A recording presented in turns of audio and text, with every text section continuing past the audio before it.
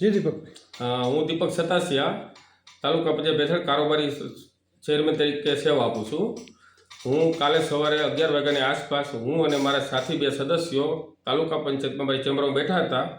ત્યારે ભેસાણનો કોઈ દર્શન સાવલિયા કરી નિસમ ત્યાં આવેલ અને મારા ફોટા પાડવા લાગેલ. એટલે મેં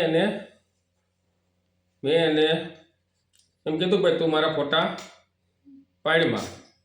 એટલે મને કે તું કોણ કે. એટલે મેં કીધું ભાઈ હું કારોબારી ચેરમેન છું. તો મને કે તું ભાઈ નંબર પ્લેટ કેમ નથી મારી. એટલે મેં કીધું ભાઈ અમારે નંબર પ્લેટ મારવી ન મારવી એ અમારી મરજીનો વિષય છે, પણ તું મને પૂછવારો કોણ એમ. એટલે એ કે હું ગોપાલ ઇટાલિયાનો પ્રતિનિધિ છું ને હું કહું ને એમ તમારે કરવું પડે. એટલે મેં કીધું ભાઈ રહેવા દે તું એ મગજમારી ખોટી કરો, તારે કામ હોય તો અંદર બેસ. તો જેમ બોલવા માંડ્યો અને ગાળાગાળી કરવા માંડ્યો ને અને જાનથી મારી નાખવાની ધમકી આપી મને. એટલે મેં કીધું ભાઈ તું ચેમ્બર બહાર જવા નીકળી જા, ચેમ્બર બહાર જવા દે. એટલે કે તને બહાર નીકળે ઠોકી નાખું ને એવું વર્તન કર્યું મારી સાથે.